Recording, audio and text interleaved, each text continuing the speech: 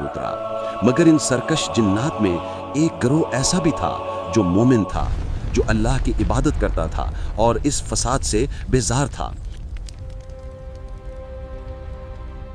ان مومن جنات میں ایک ہستی تھی جو علم میں، عبادت میں اور تقوی میں سب سے بلند تھی۔ اس کا نام تھا عزازیل۔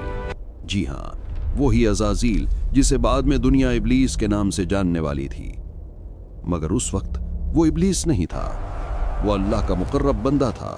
وہ اپنی ہی قوم یعنی سرکش جنات کے خلاف اللہ کے لشکر یعنی فرشتوں کے ساتھ مل کر لڑا۔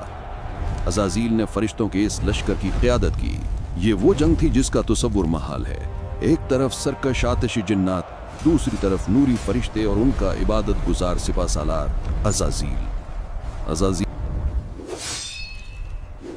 مکمل کہانی دیکھنے کے لیے ہمارے چینل کا وزٹ کریں، لنک پہلے کامنٹ میں موجود ہے۔